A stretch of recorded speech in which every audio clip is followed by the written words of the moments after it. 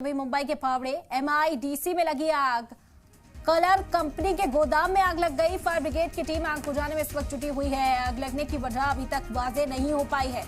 ये बड़ी खबर इस वक्त की आप तक पहुंचा रहे हैं नवी मुंबई के फावड़े MIDC में ये आग लगी। एक कलर कंपनी है, उसके गोदाम में खबर मिली कि आग लग गई।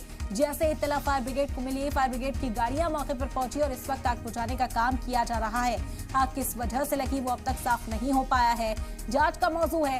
हालांकि इस वक्त अव्वलीन तरजीह यही कि आग को फौरी तौर पर काबू में किया जाए। कलर कंपनी के गोदाम में ये आग लगी है। तस्वीरें सामने आई आग की। ये तस्वीरें बेहद खौफजदा करने वाली मंजर आप देख सकते हैं। दूर तक धुएं का गुबार उठता हुआ इन तस्वीरों में आपको नजर आएगा।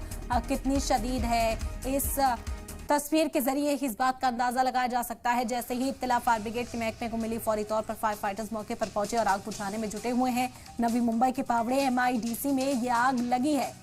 तस्वीरें भी लगातार आप तक पहुंचा रहे हैं। शदीद आग है। आसपास जो रखा सामान था उसमें भी अब आग की लपटें उठने लगी है और इस आग पर काबू पाने की फिलहाल कोशिश की जा रही है। बता दें कि फायर ब्रिगेड की टीम जो है, फायर फाइटर्स जो पहुंचे हैं मौके पर, वो लगातार आग बुझाने की कोशिश कर रहे हैं।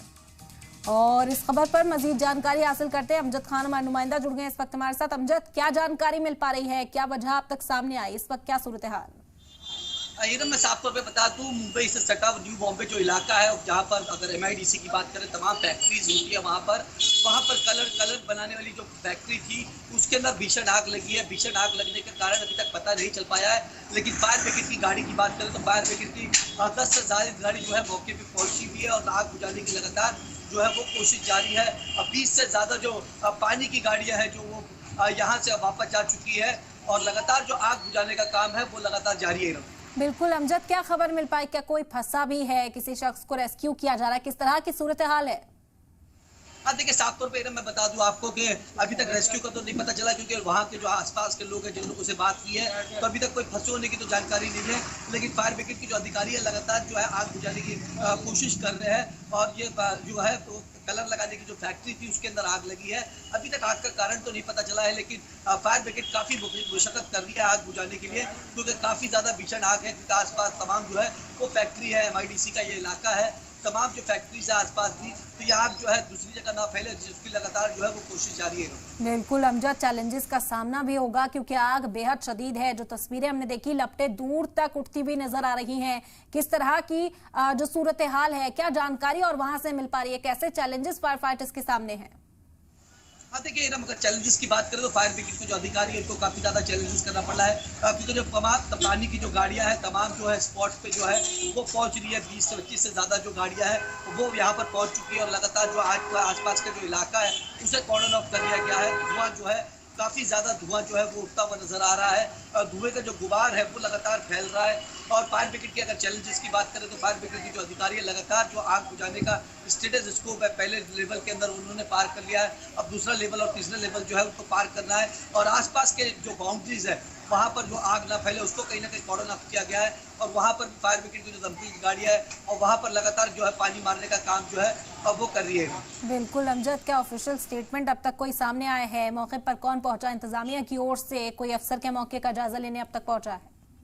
देखिए, अगर बात कर ले तो फायर ब्रिगेड के जो उच्च अधिकारी है वो पहुंच चुके हैं। अगर मुंबई पुलिस के अधिकारियों की बात करें तो वहां पर वो भी पहुंचे और अगर BMC की बात करें, महानगर पालिका की बात करें तो वहां के भी तमाम जो लोग हैं वहां पर पहुंच चुके हैं और वहां पर तमाम जो अधिकारी है आग बुझने का इंतजार कर रहे हैं। आग बुझने के बाद ये पता लगाएंगे कि आग लगने का जो है एक्चुअली कारण क्या था। तो तमाम जो अधिकारी है मौके पे मौजूद है और फायर ब्रिगेड के जो उच्च अधिकारी है वो लगातार कोशिश कर रहे हैं कि आग पे काबू पा लिया जाए। बिल्कुल अमजद, कितने बजे का ये वाकया बताया जा रहा है? कितनी देर से मशक्कत जो फायर फाइटर्स की है वो जारी है?